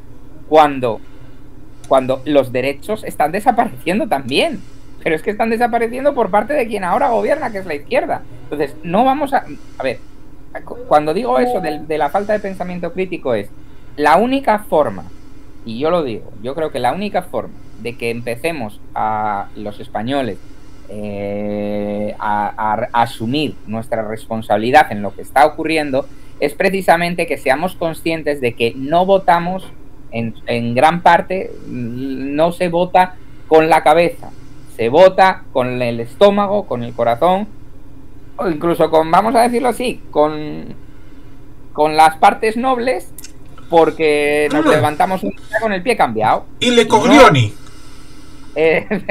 Yo por eso preferí usar el término las partes nobles, porque seamos realistas. Quien a día de hoy, Hombre, ahí puedo hacer spam, porque aprovechando, hicimos el Padrino 1, ¿no? Faltaba una persona que dijera para hacer el Padrino 2, así que ahí está la posibilidad abierta. Me voy a retirar un minutito, vengo ahora.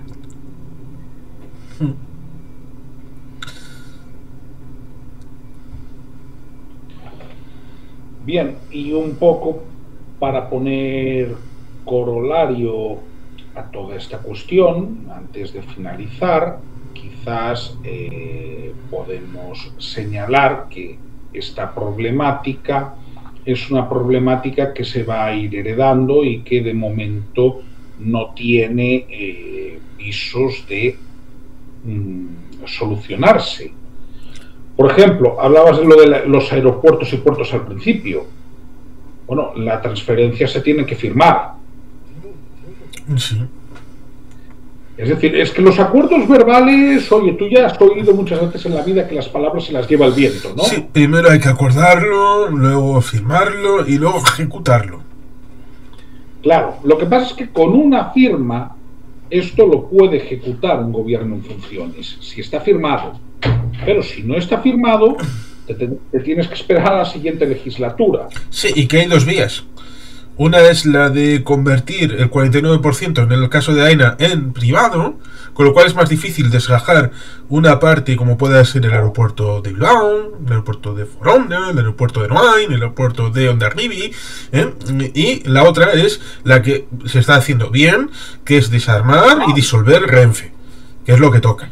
Lo que es para Cataluña, lo que es para el País Vasco, y si pudiera hacerse para Cantabria, para Asturias y para Galicia, dar las competencias full, completas, porque seguramente saldrían ganando. Y he dicho Galicia, Cantabria y Asturias, dos comunidades de las cuales gobierna el PP, y estoy seguro que tanto con Buruaga como con Rueda los trenes funcionarían mejor si estuvieran responsabilizadas las comunidades autónomas. La FEBE seguro, porque la FEBE es imposible que funcione peor. Cualquier gobierno autonómico que se lo tome mínimamente en serio lo va a hacer mejor que el Estado. Es que es eso, el chiste es que desde Irún a Ferrol son 12 horas en tren, claro. A ver. Desde Ferrol a Oviedo son 6:30. A ver, el tema de iba a hacer yo el giro antes de haberme ausentado, iba a hacer yo el giro porque es verdad que cuando al principio habíamos mencionado primero la parte de presupuestos, luego la parte de transferencias. Yo creo que el principal problema, ya lo hemos hablado en alguna ocasión, el principal problema para que no se produzca, por ejemplo, la transferencia ferroviaria a día de hoy, es precisamente que la red está en algunos casos en tan mal estado, está tan deteriorada ya, que los gobiernos autonómicos tampoco están exigiendo en algunos casos esa competencia, precisamente porque dicen, no somos tontos. Si se arregle, primero que se arregle, primero que se mejore, primero que se... ¿Sabes quién lo decía? Un consejero de Economía que tuvo la Xunta de Galicia en la primera legislatura, ¿no?, de Fernández Albor, aún vive, que se llamaba Carlos Mella, ¿no? Y claro, él contaba, el tipo venía de UCD, pero luego acabó en Coalición Galega y acabó siendo candidato del BNG en las elecciones europeas, ¿no? Pero era muy divertido porque el tipo lo explicaba con mucho realismo y decía, es que a mí me venían los conselleiros de otras consellerías, en aquel momento gobernaba Alianza Popular, y me decían, hemos conseguido tal transferencia, hemos conseguido esta otra competencia, y yo les preguntaba, ¿cuántos han dado para esa competencia? Nada. Entonces, claro, se hacía cruces porque evidentemente el tema no es solo que te den la competencia, el tema es que te den los medios para financiarla. Claro. En una línea de régimen común tiene que ser así, de momento. Si algún día, que es lo que a mí me gustaría y lo que me pide el cuerpo, se generaliza el sistema de conciertos, sería otra historia, pero mientras estemos en el régimen común, la competencia tiene que venir financiada. Claro, a ver, aparte ahí hay otra cuestión. El tema estamos todos de acuerdo en que el tema de infraestructuras es vertebra el territorio, etcétera. Yo soy de los que piensa, y lo digo así de claro, yo soy de los que piensa que yo asumiría las competencias, o sea, si se me ofreciera o si hubiera la posibilidad de negociarlas, asumiría perfectamente las competencias ferroviarias, porque Asturias, dada la red ferroviaria que tiene, está muy bien vertebrada, sobre todo el área central, está muy bien vertebrada. De hecho, hay ramales, y lo comenté alguna vez con Juan Carlos en algún conversatorio, hay ramales que están infrautilizados porque se usan únicamente para mercancías que podrían utilizarse con una pequeña inversión, y hablo de actualizar a lo mejor los sistemas de seguridad, se podrían perfectamente utilizar para tráfico de viajeros, lo cual vertebraría, lo cual permitiría desplazamientos que a día de hoy se tardan 1 hora, como por ejemplo es desde mi pueblo, desde Langreo, hasta Avilés. El tren tarda, son 25 minutos a Oviedo, más luego media hora hasta Avilés, 55 minutos, números redondos. Si hubiéramos habilitado el ramal de Tudela-Beguín, el ramal de Viella, que se llama, que es a través de un túnel y vas directamente a Lugo de Llanera sin pasar por Oviedo, yo podría hacer el trayecto Langreo-Avilés en 35 minutos, es decir, me ahorraría 20 minutos. ¿Qué ocurre? Ese servicio se podría hacer se podría hacer si se hiciera una inversión de seguridad en ese túnel para habilitar los sistemas más modernos de seguridad ferroviaria, el sistema RTMS o el sistema ASFA digital. Bien, ¿qué ocurre?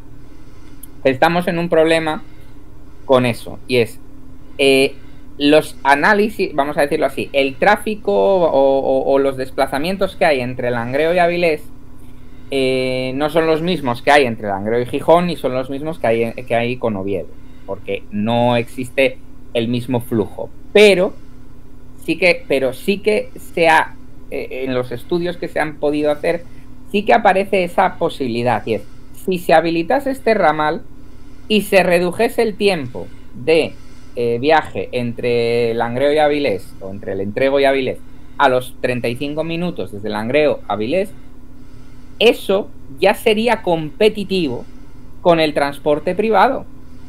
Sería completamente competitivo tanto en cuestión de tiempo como de coste. Por lo tanto, mucha gente utilizaría el tren para ir a Avilés.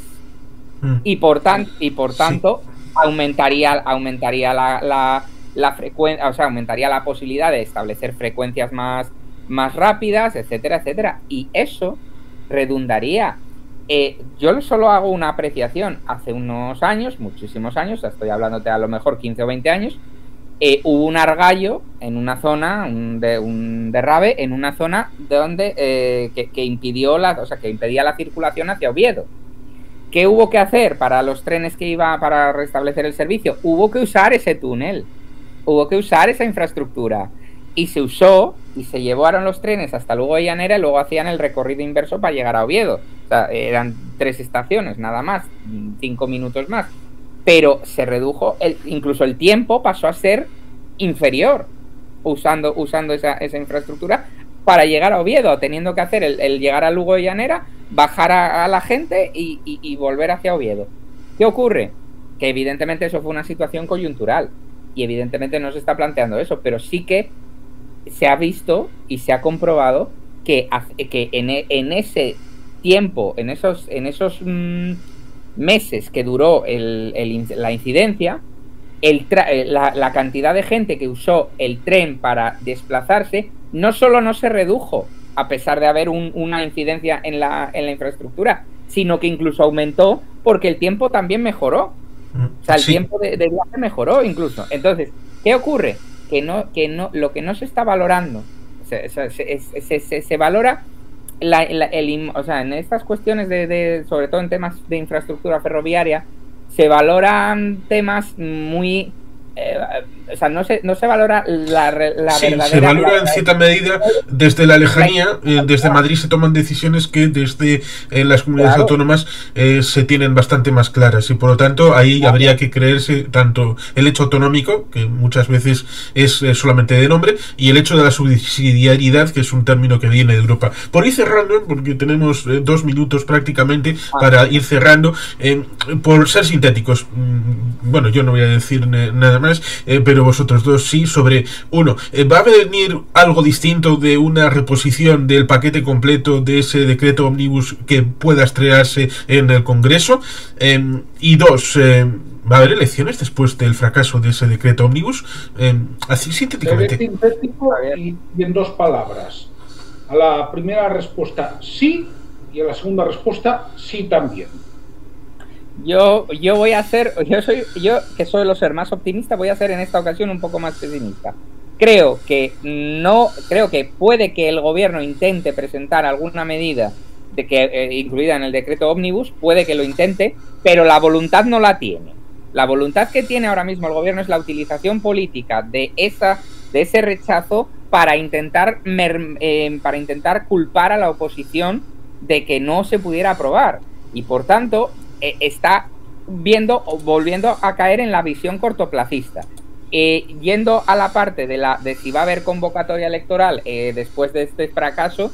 No lo tengo yo muy claro, pero solo espero que la haya, porque la situación a la que está llegando la política española en estos momentos es insostenible a medio plazo, y hablo de medio plazo mirando a 3 años vista que hay elecciones, que habría las elecciones ordinarias.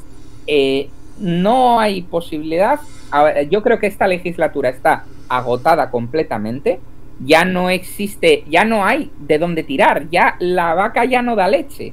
Ya no hay cosas que puedas ofrecer que sean que sean sustanciosas para que se te mantenga la coalición, o vamos a decir los apoyos parlamentarios. Entonces, asúmelo. O sea, yo si tuviera a Pedro Sánchez de frente y sin ser y al margen de mi partido político, de mi ideología política, yo le diría: asúmelo, ya está, se te acabó el chollo. Bien. Termina. Vete honrosamente. Ya está. Bien, pues ciertamente veremos a ver cómo está el asunto del decreto ómnibus, cuál es la posición del Partido Popular, cuál es la posición del grupo de interés llamado Puigdemont-Junts, y si hay elecciones o no, y cuándo se convocarían. Ciertamente muy agradecido de que hayamos tenido este especial conversatorio número 300, y seguramente ambos volveréis en algún momento del futuro. Lo intentaremos al menos. Bien.